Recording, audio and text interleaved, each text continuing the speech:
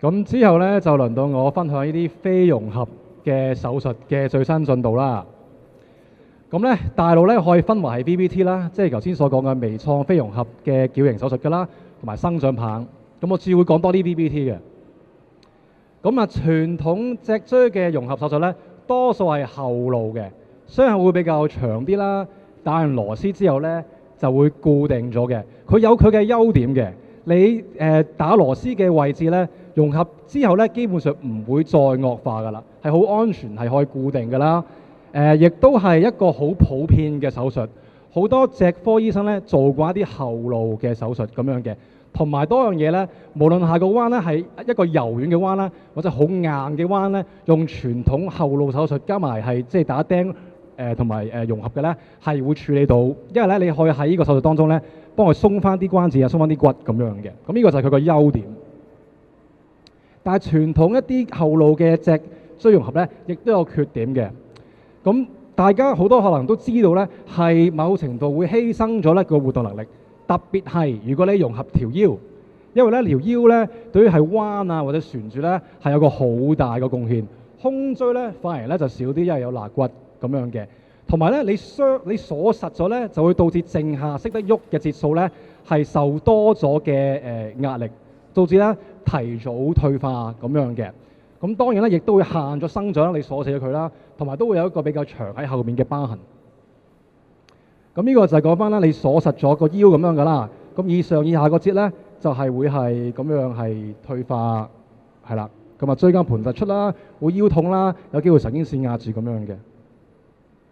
咁呢個咧就 X 光啦，你見到咧有好嚴重嘅退化喺以上同埋以下個節，呢兩節打咗螺絲嘅。咁呢個就係帶到我哋講翻 VBT 嘅原理。呢個係一個非融合嘅手術。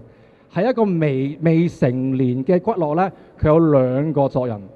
第一咧，佢係咧打完螺絲之後咧，用條繩咧係捽翻個脊骨，但係唔係鎖實佢。第一，第二咧，當係一個未成熟嘅骨骼咧，你喺骨咧一邊你拉住佢咧，佢嗰邊會唔生，但係對面嗰邊咧就會繼續生，導致個機會咧，除咗你捽緊嗰下之外咧，佢一路咧成長咧會越生越直咁樣嘅。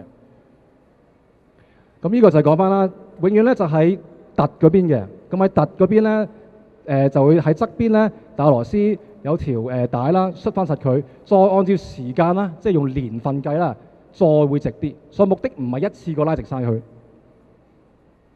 咁呢個其實係一個病例嚟嘅 ，VN 遲啲都會係喺度分享啦，係下半場。咁呢個就係 VN 術前嘅手術啦，即係嗰個 X 光啦，50度。雖然2個月後咧16度，再按照時間咧，因為佢未成熟嘅，再直翻啲。咁呢個咧都反映翻 VN 咧條腰咧係識得喐嘅。你見到佢坐翻直咧，同埋係駝背咧，係咧見到呢個弧度咧係明顯係唔同嘅。咁記住，唔係每一個人都適合非融合嘅手術，主要兩個定係咪適合咧？包括個彎度幾嚴重啦，同埋咧個骨骼有幾成熟。個彎太大啦，或者咧骨骼太成熟啦，係唔適宜。另外一個因素咧就係個彎嘅位置。頭先所講啦，條腰咧係對於我哋喐動咧係最重要，所以喺腰部咧做 VBT 咧係比較着數多過係胸椎嗰度啦。第二咧，本身個活動運動嘅水平，如果呢個病人咧係玩開一啲運動咧係一個好高水平嘅，游開水啊，跳開舞咧，其實佢摔咗咧，即係固定嗰條腰咧，其實好大一個犧牲對於佢嗰個嘅功能上。咁所以我哋一定會考慮咧病人嗰個嘅活動嘅需求啊，同埋本身嗰個嘅即係冇參與開一啲咩比賽咁樣啦。咁但係都有佢嘅併發症。佢因為唔係鎖死咗佢牽涉嘅節數啦。如果咧我哋摔得唔夠緊嘅話咧，有機會咧嗰個矯正咧係不足，或者咧拉得太直而佢未成熟。越生越彎向相反嘅方向，有機會條繩斷啦，同埋咧係經過側根去嘅，所以牽涉肺啊或者一啲嘅大動脈靜脈，有機會啲組織嘅咧係會遇到受傷，但係傳統後路咧就唔會嘅。咁呢個就係我哋喺瑪麗2020年至2023年嘅數據啦。當然咧，我哋之後做多咗嘅，但喺呢3年當中咧，所40個病人啦，主要都係女士，因為咧呢個係側彎咧，多數影響係女仔嘅。平均歲數見到12歲啦，術前彎度大概50度，術後16度。我哋目的唔係直晒嘅，因為我哋知道咧，佢之後咧會再一路矯正。如果佢唔係成熟嘅話，大概係即係打螺絲嘅次數係7節度啦，同埋住院嘅期間係大概5天嘅。咁咧就最後時間咧講翻少少關於生長棒啦。生長棒咧係一個後方嘅手術。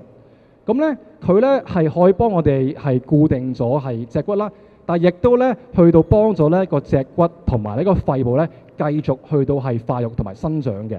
但係咧佢都係會鎖死咗咧打螺絲嗰幾段，所以咧唔係話會有一個呢個係柔軟度嘅保持咁樣嘅。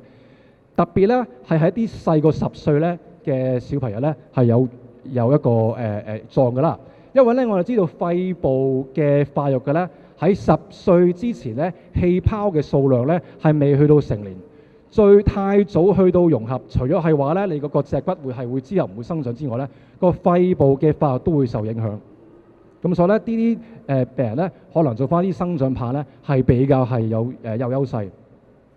傳統生長棒咧就咁樣嘅，喺個彎以上以下跨過打螺絲。螺絲嘅數量咧，開初唔係話咁多嘅，但麻煩在咧每6個月咧要再全身麻醉，打開個傷口，將兩支棒之間咧係抹開，再鑲翻實螺絲，令到咧呢個範圍咧可以繼續長啦，肺部可以繼續發育㗎啦。但係咧其實你要小朋友咧做咁多次手術都好心痛。咁所以點解咧一個新嘅發展咧就係呢個磁性嘅生長棒。